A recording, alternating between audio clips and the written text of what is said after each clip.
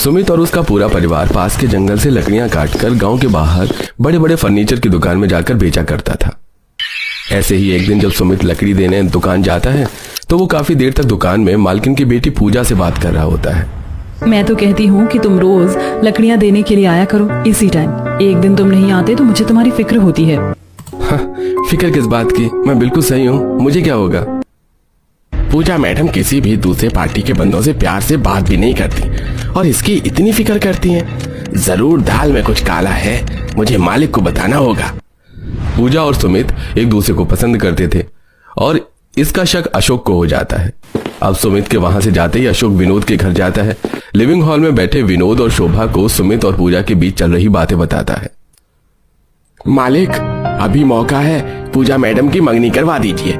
मैंने उन्हें देखा है, वो उस गरीब लकड़ी बेचने वाले की बहुत फिक्र करती हैं। हो ना हो इन दोनों के बीच में कुछ तो चल रहा है। भैया जरा सोच समझ कर बोलो, मेरी पूजा किसी गरीब को पसंद नहीं कर सकती। जरूर आपको कोई धोखा हुआ है। नहीं शोभा, अशोक सही कह रहा है। मुझे भी कई बार शक हुआ है। वो लड़का तभी हमारी दुकान पर आता है जब पूजा होती है और पूजा उस दुकान के अलावा और कोई दूसरे शोरूम भी नहीं संभालना चाहती। तुम जाओ, मैं कुछ करता हूँ। जब विनोद को इस बारे में पता चलता है तो उसको अपनी बेटी पर बहुत गुस्सा आता है। तो वहीं सुमित अपने भाई और पिता के साथ जंगल में लकड़ियां काटकर पेड़ पर बांस की सीढ़ी पर चढ़ते हुए एक छोटे से पेड़ घर में कटी हुई लकड़ी रख रहा होता है। कल का मौसम पता नहीं कैसा हो। अच्छा हुआ जो हम लोगों ने आज ही ज्यादा मात्रा में लकड़ियां काट ली। कल गांव के बाहर बेचने में आसानी होगी। यह तो तूने बिल्कुल सही कहा दिवाकर। और सबसे अच्छी बात तो यह है कि सुमित के कहने पर हमने पेड़ पर अपना छोटा सा पेड़ घर बना दिया। अब बारिश भी होगी तो भी हमारी लकड़ियां गीली नहीं होगी और ना ही हमें कोई नुकसान होगा।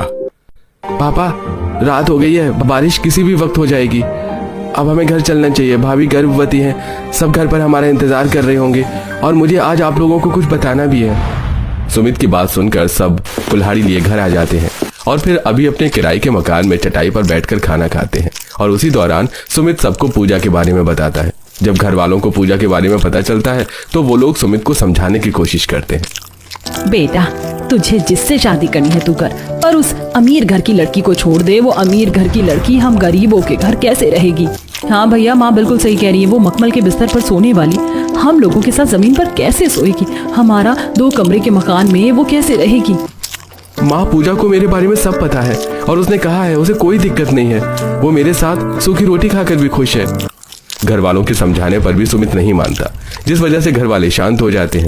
और अगले दिन जब पूजा अपनी फर्नीचर शॉप पर जाने के लिए तैयार होती है तो उसके पिता उसके कमरे में आकर उससे कहते हैं, पूजा बेटी, आज तू रहने दे, मैं दुकान पर जा रहा हूँ। दरअसल कुछ नई पार्टी आने वाली है दुकान पर, तो जवान बेटी का इतने आदमियों के बीच में रहना मुझे सही नहीं लग रहा। तेरे पापा बिल्कुल सही कह रहे हैं। एक ही दिन की तो बात है, आज ही रुक जा। अपने माता पिता के काफी बोलने पर पूजा घर में ही रुक जाती है। कुछ देर में जब सुमित लकड़ियां बेचकर दुकान आता है तो वो पूजा को न देखकर उसके बारे में नौकरों से पूछता है। आज दुकान पर पूजा मैडम नहीं है? तुम्हारी पूजा मैडम तो नहीं है, पर उसका बाप है। कभी तुझे क्या लगा तू मेरी मासूम भोली बेटी को अपने प्यार के जाल में फंसा लेगा और मैं अपनी बेटी की शादी तुझ जैसे गरीब से कर दूंगा? मेरे जीते जी मेरी बेटी तेरे घर की बहू कभी नहीं बनने वाली। अभी मौका है, मेरी बेटी को छोड़ दे। हम दोनों एक दूसरे को बहुत पसंद करते हैं, मैं उसे नहीं छोड़ सकता। अगर मैंने उसे छोड़ दिया तो वो जीते जी मर जाएगी। अगर तूने मेरी बेटी को नहीं छोड़ा तो हम तुझे जीने लायक नहीं छोड़ेंगे। इतना बोलकर गुस्से में आकर विनोद अशोक के साथ मिलकर सुमित की काफी पिटाई करता है और अधमरी हालत में उसे उसके घर भिजवा देता है। इसी तरह 3-4 दिन बीत जाते हैं और पूजा हर रोज दुकान पर सुमित का इंतजार करती है। पर जब सुमित नहीं आता तो वो परेशान हो जाती है और वो शॉप में अशोक को अपने पिता से फोन पर बात करते हुए सुन लेती है।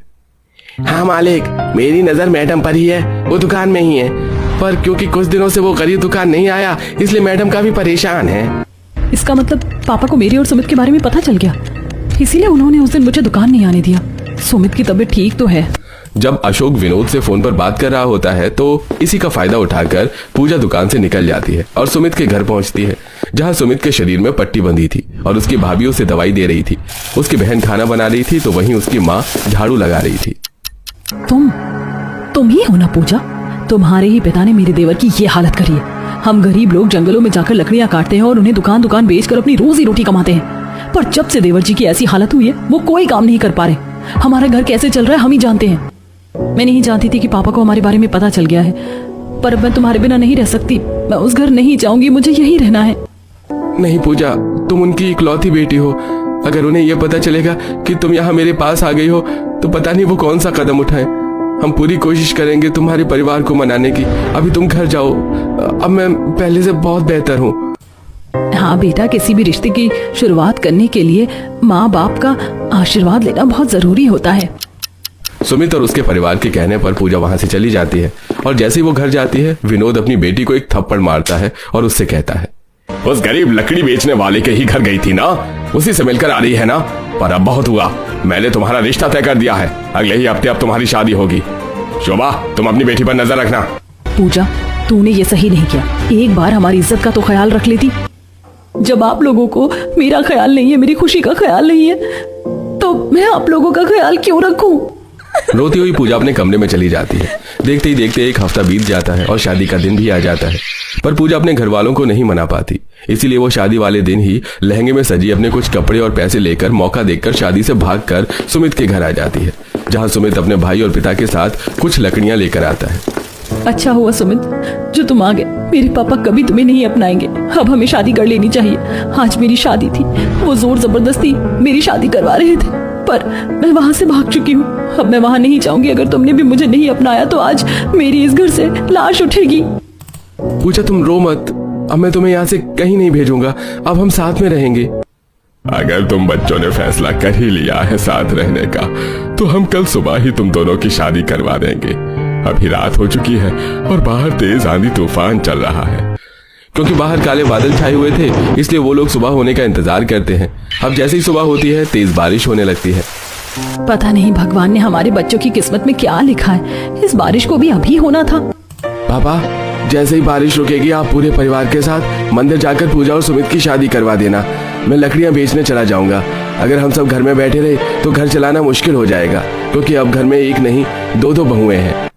दिवाकर बारिश में भीगता हुआ जंगल जाता है और बारिश रुकते ही लकड़ियां काट कर सारी लकड़ियों को जमा करके पेड़ घर में रख देता है। तो वहीं पूरा परिवार पूजा और सुमित की शादी मंदिर में करवा देते हैं। वहीं सुबह होते ही विनोद, अशोक और अपने कुछ गुंडों के साथ सुमित के घर और उसके मकान मालिक का पता करके उसके पास जाता है, जिसके घर में सुमित का परिवार किराए पर रह रहा था। नहीं मालिक, मैं उन्हें घर खाली करने को नहीं बोल सकता। बाहर देखो, बारिश शुरू हो गई है। इस बारिश में वो गरीब परिवार कहाँ जाएगा? आप नहीं जानते वो लोग इतने गरीब हैं, पर फिर भी एडवांस किराया देकर रखते हैं। मैं इतने अच्छे किराएदार को घर खाली करने के लिए नहीं कह सकता। तभी विनोद मकान मालिक का कॉलर पकड़ लेता है। अगर तूने उन गरीबों को बेघर नहीं किया तो मैं तुझे बेघर कर दूंगा। अरे तुम सब खड़े खड़े मुंह क्या देख रहे हो? घर में जितना भी सामान रखा है सब तोड़ना शुरू करो। नहीं भाई साहब, अपने गुंडों को रोक दीजिए। मैं उन लोगों को घर से निकाल दूंगा। मैं अभी छाता लेकर जा रहा हूँ। विनोद की धमकी सुनकर मकान मालिक डरता हुआ बारिश में ही छाता लेकर सुमित के घर पहुंचता है और उन्हें घर खाली करने को कहता है। भैया, हमने तो इस महीने का किराया भी भर रखा है। हम इस बारिश में कहाँ जाएंगे? मेरी एक बहू गर्भवती है और दूसरी बहू आज ही शादी करके घर आई है। आपके घर बहू नहीं आफत आई है अम्मा जी। आप कृपया करके मेरा घर खाली कर दीजिए, वरना आप लोगों के चक्कर में मैं बेघर हो जाऊंगा। ठीक है मालिक, हमें थोड़ा समय दो। हम अपना सामान पैक करके शाम होने से पहले घर खाली कर देंगे। सुरेश अपने मकान मालिक की हालत को समझता है और पूरा परिवार उदास अपना अपना सामान समेट लेते हैं। देखते ही देखते बारिश भी बंद हो जाती है और वो लोग शाम होने से पहले घर खाली कर देते हैं और रास्ते पर चलते चलते वो लोग बातें करते हैं। माँ, फिर से काले बादल छा रहे हैं। अब तो तेज तूफान भी आ रहा है। हम इस बारिश में कहाँ जाएंगे? माँ जी, हमारे सर पर अब कोई छत नहीं है। रात कहाँ बिताएंगे? कुछ ही देर में अंधेरा हो जाएगा। अब हम क्या करें? मैं आसपास में बात करके आता हूँ। सुमित दिवाकर के साथ आसपास के घरों में बात करने जाता है, तो वहीं सुरेश अपने पूरे परिवार के साथ एक पेड़ के पास बैठ जाता है। काफी विनती करने पर भी सुमित और दिवाकर को कोई अपना घर किराए पर नहीं देता और वो उदास अपने परिवार से कहते हैं। पूजा के पिताजी ने यहाँ सभी को डरा धमका के रखा है। हमें कोई यहाँ घर नहीं देने वाला। और सुमित, मुझे नहीं लगता कि तुम गांव के बाहर जहां भी लकड़ियां बेचने का काम करते हो वहां कोई भी अब तुमसे लकड़ियां लेगा। इसलिए अब पूरे घर की जिम्मेदारी मुझ पर और पापा पर है। अभी ये सब बात करने का समय नहीं है। अभी हमें सर छुपाने के लिए जगह चाहिए। बच्चों, मेरे पास एक तरकीब है। हमने जंगल में एक पेड़ पर छोटा सा पेड़ घर बनाया है। कुछ ही दिन में बारिश शुरू हो जाए उससे पहले हमें उस पेड़ घर में चलना चाहिए। आज रात उस पेड़ घर में बिता लेंगे और बाकी कल देखते हैं। पापा बिल्कुल सही कह रहे हैं, आज रात हमें हमारे उस छोटे से पेड़ घर में ही रहना चाहिए। सुरेश अपने पूरे परिवार के साथ जंगल जाता है। अब एक एक करके सब बांस की सीढ़ी पर चढ़कर पेड़ घर में जाते हैं और पेड़ घर की सफाई करने लगते हैं। दीदी आप प्रेग्नेंट हैं, आप मुझे दे दीजिए लकड़ियों की गठरी, इन्हें मैं साइड कर देती हूँ। नहीं पूजा, तुम अमीर घर से हो, तुमने तो आज तक एक मटका पानी का नहीं उठाया होगा, तुमसे लकड़ी का बोझ नहीं उठने वाला। तुम बैठ जाओ, हम कर लेंगे।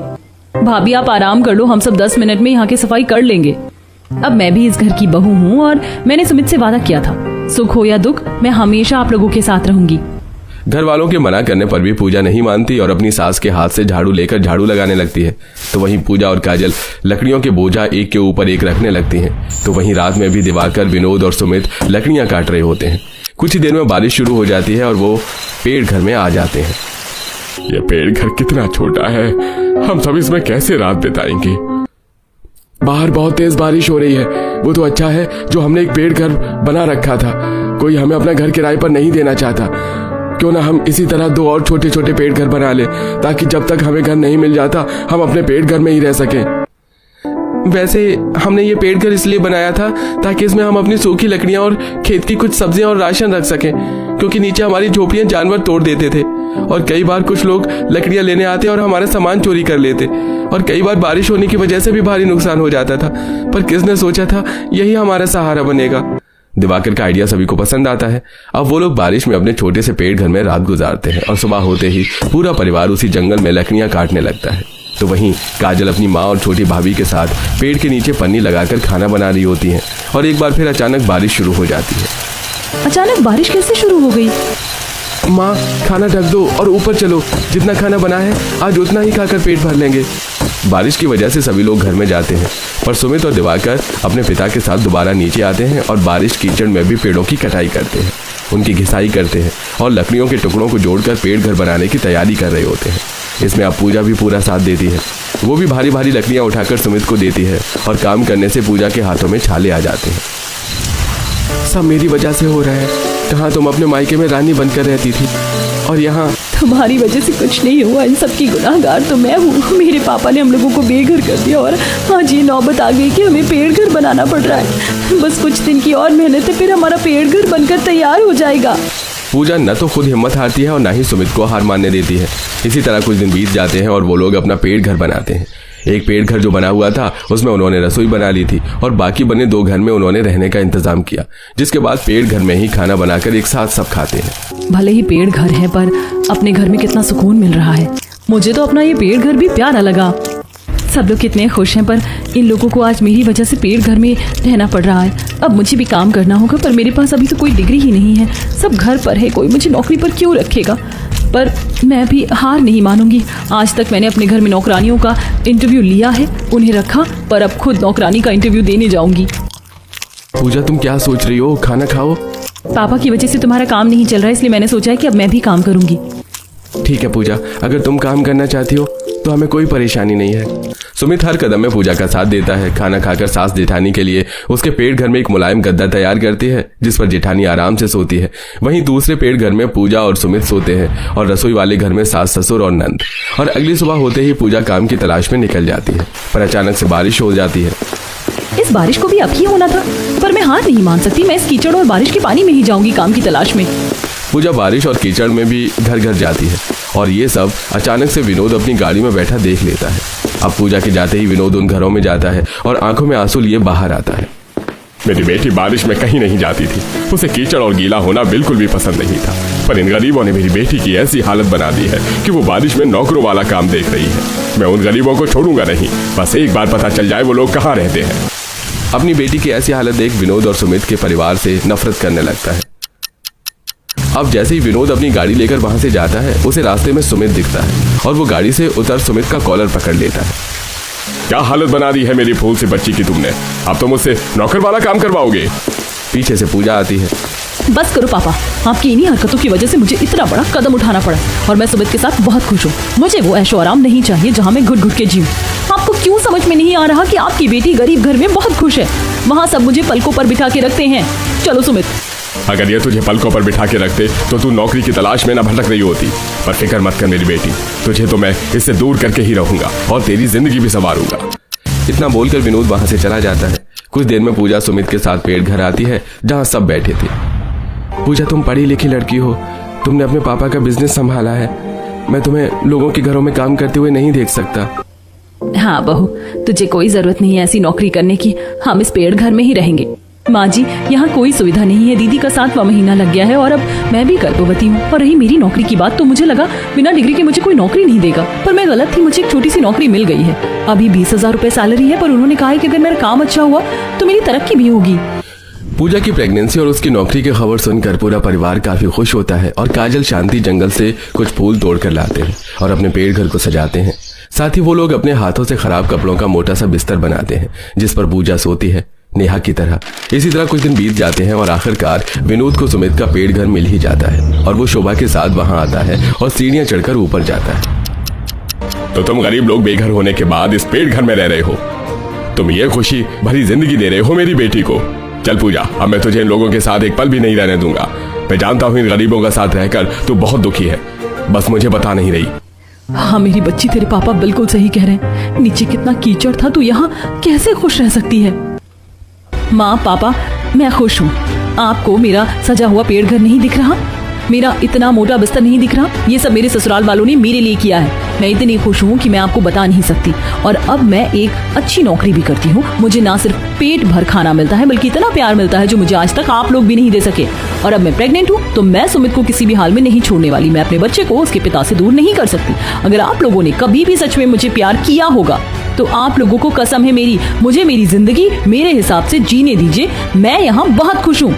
सुनिए जी, हमें यहाँ से जाना चाहिए। पूजा की बातों से लगता है कि वो सच में यहाँ बहुत खुश है और हम भी तो अपनी बेटी की खुशियाँ ही चाहते हैं ना।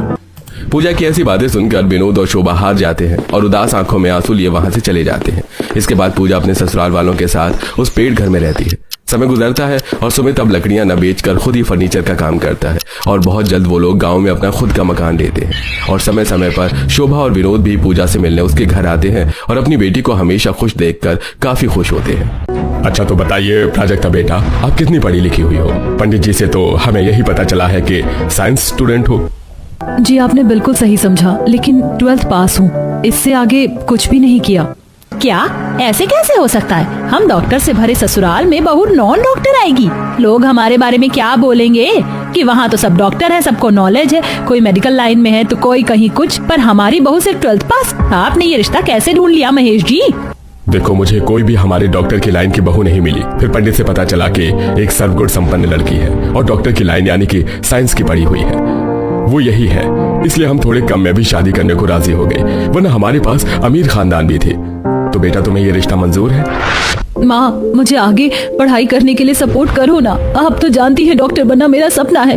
अगर आप ही मुझे सपोर्ट नहीं करोगी तो मैं आगे कैसे बढ़ूंगी? और मैं घर के हालात भी खत्म कर दूंगी। घर के हालात कैसे खत्म करेगी जब हमारे पास पैसे ही नहीं है? तो तू डॉक्टर की पढ़ाई कैसे करेगी? बस मैंने सोच लिया है, अपने सपने का दम तुझे यहीं तोड़ना होगा और मैं सिर्फ तेरी शादी करूंगी। और भूल मत, तेरे पापा के जाने के बाद कैसे मैंने तुझे पढ़ाया है, वरना साइंस की किताबें भी इतनी महंगी लगी है मुझे, मैं तुझे वो भी नहीं पढ़ने देती। टूट गया मेरा सपना, मैं कभी डॉक्टर नहीं बन पाऊंगी। बेटा बताओ, तुम राजी तो हो ना? क्योंकि हमने तुम्हें पसंद कर लिया है। अरे भाई साहब, वो शर्मा रही है। मेरी बेटी आपके बेटे से रिश्ता जोड़ने के लिए तैयार है और मैं बहुत खुश नसीब हूँ कि मेरी बेटी डॉक्टर से भरे ससुराल में जा रही है। ये कहकर प्राजक्ता सबका मुंह मीठा करवाती है और देखते ही देखते शादी हो जाती है और बहू गृह प्रवेश करके अपने ससुराल में आती है, जहाँ डॉक्टर वाले केक से उसका वेलकम करवाया जाता है। वेलकम होम भाभी, डॉक्टरों की फैमिली में आपका स्वागत है। काश भाभी आप भी डॉक्टर होती ना, बट आप पूरी फैमिली में सबसे अलग हो। कोई बात नहीं। अरे क्या तुम भी बहू के आते ये सब बातें करने लग गई हो? बहुत थक गई होगी बहू तुम। जाओ आराम करो, पर रुको जरा साइड में यहाँ बैठो। सुमित्रा, बहू को कल का शेड्यूल बता देना। वैसे भी शादी के चक्कर में हम सबका काम बहुत डिले हो गया है। मेरे काफी सारे पेशेंट हैं, काम करना है और सर्जरी भी पॉज में है। Oh my God, how can I forget this? That कल मेरे 2 बहुत इंपॉर्टेंट पेशेंट हैं। कल मुझे अपनी सर्जरी के लिए एग्जामिन करना है, तो जल्दी जाऊंगा। हाँ, तो बेटा तुम प्राजक्ता को बता दो, अब उसे सबके खाने का ख्याल रखना है और बहू सुबह 6 या 7 बजे ब्रेकफास्ट लंच बन जाना चाहिए। ओ हाँ भाभी, मैं भी जल्दी कॉलेज जाऊंगी, पर मेरा 8 बजे तक कर देना। जी मैं जल्दी खाना बना दूंगी। कैसे ससुराल वाले हैं, मुझे घर आते ही बिठाकर अपना शेड्यूल डिस्कस कर रहे हैं। लगता है मेरी पहली रसोई और इन सब के साथ हंस मिलकर बात करना कुछ नहीं हो पाएगा। बहू डोंट माइंड। हाँ बहू, कल तुम्हारी पहली रसोई है, बट डॉक्टर की फैमिली में अब रोज यही होगा। और हाँ, खाना देखकर बनाना, कहीं किसी का कोलेस्ट्रॉल बढ़ा दो, कम ऑयल वाला। ओके माँ जी। सब आराम करते हैं। अगले दिन प्राजक्ता जल्दी उठकर फटाफट पहली रसोई का खाना तैयार कर लेती है, जिसे टेबल पर खाते समय ससुर कहता है, ओहो बहू, कल तुम्हें सुमित्रा ने समझाया था ना कि खाने में कम तेल रखना। इतना तेल क्यों डाला है? ये डॉक्टर की फैमिली है, यहाँ सब ऐसा खाना नहीं खाते, हेल्दी खाना खाते हैं। न सलाद है न कुछ है, और ये हलवा भी मीठा है। यस भाभी, आप एक बार खाना बनाने से पहले सबकी डाइट पूछ लेती। आप सब परेशान मत होइए, मुझे समझ नहीं आ रहा था, इसलिए मैंने अपनी पहली रसोई का खाना हलवा पूरी और इसी हिसाब से बनाया। बट आपकी हेल्थ को ध्यान में रखकर मैंने fruit salad, green tea, boiled avocado, sandwich भी रेडी किया है। प्राजक्ता, तुम तो समझदार निकली। आई नो तुम कंफ्यूज होगी, इसलिए तुमने दोनों तरीके का खाना बनाया, और हमेशा ऐसे ही खाना बनाना, हेल्दी वाला। हाँ बहू। खाना खाकर डॉक्टर ससुराल वाले खुश हो जाते हैं और बहू को शगुन दे देते हैं। महेश और अभिमन्यु अपने हॉस्पिटल चले जाते हैं। देवर मेडिकल शॉप और नर्स नंद और मेडिकल स्टूडेंट भी कॉलेज चली जाती है। मेरा भी टाइम हो गया, मुझे भी चलना चाहिए बहू। ऐसा ही ब्रेकफास्ट और लंच डिनर बनाना हेल्दी। मैं भी चलती हूँ, मुझे अपने क्लिनिक पर जाना है। माँ जी, आप कहाँ जा रही हैं? आप भी डॉक्टर हैं क्या? और क्या, तेरी सास गायनोकोलॉजिस्ट है। ओह, दैट साउंड्स ग्रेट माँ जी। ये कहकर सुमित्रा अपना व्हाइट कोट पहनकर कार में बैठकर अपने क्लिनिक चली जाती है और प्राजक्ता घर को संभाल बर्तन साफ करती है। ये क्या, मेरा भी सपना था डॉक्टर बनना। आज मैं भी डॉक्टर होती तो माँ जी या पापा जी के साथ अस्पताल में होती। पूरा घर खाली हो गया। मैंने कभी नहीं सोचा था कि ससुराल में मेरा पहला दिन ऐसा होगा। एक एक करके सब चले गए, कोई बात नहीं। ऐसे दिन गुजरते हैं। प्राजक्ता सबके पसंद का हेल्दी खाना हमेशा बनाती थी, तो प्राजक्ता छोटी नंद का मेडिकल प्रोजेक्ट बनवाती है। एक दिन सास का हाथ कट जाता है, तभी बहू भागी भागी हल्दी और सरसों तेल लाती है। माँ जी, जल्दी से अपना हाथ दीजिए, मैं हल्दी सरसों लगा देती हूँ। अरे बहू, तू पागल है क्या? डॉक्टर के ससुराल में रह रही है, तुझे फर्स्ट एड बॉक्स नहीं पता? और ये भी छोड़, आज के जमाने में ये कौन लगाता है? डोंट वरी माँ, मैं आपको एंटीसेप्टिक क्रीम लगा देती हूँ, इससे आप ठीक हो जाएंगी। सॉरी माँ जी, मुझसे गलती हो गई। इतने में अनीता फर्स्ट एड बॉक्स से एंटीसेप्टिक क्रीम निकाल कर अपनी माँ को लगा देती है। एक तरफ बाप बेटे हॉस्पिटल में सर्जरी कर रहे थे, पेशेंट की केयर कर रहे थे, वहीं दूसरी तरफ अभिमन्यु मेडिकल स्टोर संभालता है। एक्सक्यूज मी, मुझे खांसी की दवाई चाहिए और एक बेबी सोप। जी ये लीजिए। आप इसकी एक्सपायरी डेट तो चेक कीजिए। मैम, हम अपनी मेडिकल शॉप से सब कुछ चेक करके ही रखते हैं। बहुत भूख लग रही है भाभी, से कुछ हेल्दी खाना मंगवा लेता हूँ। वो लड़की चली जाती है और अभिमन्यु खाने के लिए प्राजक्ता को कॉल कर देता है। वो अपने देवर के लिए खाना बना ही रही होती है कि अस्पताल से भी सुनील का फोन आ जाता है। प्राजक्ता, भूख लग रही है यार, डिनर के लिए लेट हो जाएगा, तुम एक्स्ट्रा टिफिन बनाकर भेज दो। डैड और मैं यहीं डिनर कर लेंगे। जी मैं लाती हूँ। डॉक्टर सुनील, आपकी पेशेंट नंबर 122 की हालत खराब हो रही है। ओह नो, मैं भी आता हूँ। Prajakta, cut the call. हे भगवान, अब मुझे देवर जी को भी खाना देने जाना है और इनका भी बनाना है। जल्दी जल्दी काम कर प्राजक्ता, तेरे पास टाइम कम है। सुनील अपने पेशेंट को देखता है। प्राजक्ता फटाफट खाना बनाती है। पहले देवर, फिर हॉस्पिटल जाकर सुनील को खाना पहुंचाती है। वहीं नर्स अनीता नाइट शिफ्ट की ड्यूटी कर सुबह 8 बजे सोती है, तो प्राजक्ता के सफाई करने की खटपट और उसकी चूड़ियों की खनखन से वो परेशान हो जाती है। अरे भाभी, क्या है आपको? कब से मैं सोने की कोशिश कर रही हूँ, आपको पता है मैं नाइट शिफ्ट से आई हूँ और ये मेरा रोज का काम हो गया है, फिर भी आप मेरे को खटपट से परेशान करी जा रही हैं। सोने दीजिए ना चैन से। खुद तो डॉक्टर की लाइन में हो नहीं, तो कैसे पता चलेगा स्ट्रगल क्या होता है। सॉरी दीदी, मुझसे गलती हो गई, मैं दोबारा शोर नहीं करूंगी। प्राजक्ता रोते हुए अपने कमरे में जाती है। उसे बुरा लगता है। काश आज मैं भी डॉक्टर होती तो इस घर में मेरी इज्जत होती। ऐसे ही प्राजक्ता घर के काम करके परेशान हो जाती है। घर में कोई ना कोई उसे सुनाने लगता है। कभी वो मेडिकल स्टोर पर खाना देती है, तो कभी अस्पताल में सास ससुर या पति को। 2 दिन बाद घर में शानदार पार्टी होती है, जहां गेस्ट लोग महेश और सुनील के सामने प्राजक्ता के डॉक्टर न होने पर हंसते हैं। डॉक्टर सुनील, डॉक्टर महेश, आपकी तो पूरी फैमिली डॉक्टर से बनी हुई है, तो फिर बहू ऐसी क्यों ले आई जो सिर्फ 12th पास है? अगर आपकी बहू भी डॉक्टर होती ना, तो क्या बात होती। पर मुझे हंसी आती है इस बात पर, कैसे आप एक गरीब लड़की को अपने घर की बहू बना सकते। या डॉक्टर अविनाश, जैसे ही मुझे ये बात पता चली, मेरी तो हंसी ही बंद नहीं हुई। आपकी जगह मैं होती तो ऐसा कभी नहीं करती। जी जूस लीजिए। Get out Prajakta. पार्टी में ऐसी बात सुनकर ससुर को गुस्सा आता है और वो खाने पर गुस्सा निकालते हुए अगले दिन कहते हैं, अरे बहू, ये कैसा खाना है? तुम डॉक्टर से भले ससुराल में रहती हो, तुम्हें इतना भी नहीं पता कि कैसे खाना बनना चाहिए? अब तो तुम्हें काफी टाइम हो चुका है। पूरा दिन तुम घर में करती क्या हो? घर ही तो संभालती हो। काश तुम डॉक्टर होती, किसी और के सामने हमारी इतनी बेइज्जती तो ना होती। वही तो, I am very disturbed by the jokes made by the doctors and all the guests that at the party. I wish Prajakta you were a doctor. वही तो बहू, ये तुमने कैसा खाना बनाया है? इसमें इतना तेल है, मिर्च है। अगर तुम डॉक्टर होती ना, तो इस घर में नौकर होता ये सब काम करने के लिए, बट तुम्हें कुछ नहीं आता। एटलीस्ट ये तो अच्छे से करो। सॉरी माँ जी, मुझसे गलती हो गई, माफ कर दीजिए। मैं घर का काम बहुत अच्छे से संभालती हूँ, लेकिन मैं भी डॉक्टर की पढ़ाई करना चाहती हूँ। यहाँ आने से पहले डॉक्टर बनना मेरा सपना था, पर अब मैं ये नहीं सुन सकती कि मैं डॉक्टर होती तो ऐसे करती है वैसे करती। आपको लगता है कि मुझे नॉलेज नहीं है, लेकिन जल्दी ठीक करने के लिए उस दिन हल्दी और सरसों लगा रही थी। इसीलिए पापा जी सुनील, मैं पढ़ना चाहती हूँ। आपको भी किसी गेस्ट से सुनना नहीं पड़ेगा कि आपकी फैमिली कंप्लीट डॉक्टर होगी। Are you sure? अगर ऐसा सच में है तो मैं तुम्हें इसकी इजाजत देता हूँ। घर के सभी लोग प्राजक्ता की बात सुनकर खुश होते हैं और महेश अपनी बहू को पढ़ने की आजादी दे देता है, जिसके बाद वो 2-2.5 सालों में मेडिकल की पढ़ाई करके डर्मेटोलॉजिस्ट बन जाती है और अब उसका खुद का क्लिनिक और पेशेंट होते हैं जिसे वो संभालती है। और जब पार्टी में गेस्ट आते हैं तो बहू को डॉक्टर देख बहुत अप्रिशिएट करते हैं। अरे एक वो दिन है और आज का, अब तो आपकी बहू भी डर्मेटोलॉजिस्ट स्पेशलिस्ट है। अब पूरा परिवार लग रहा है ना डॉक्टर का परिवार। Yes doctor Avinash. और ससुराल वाले फक्र महसूस कर खुशी खुशी रहते हैं।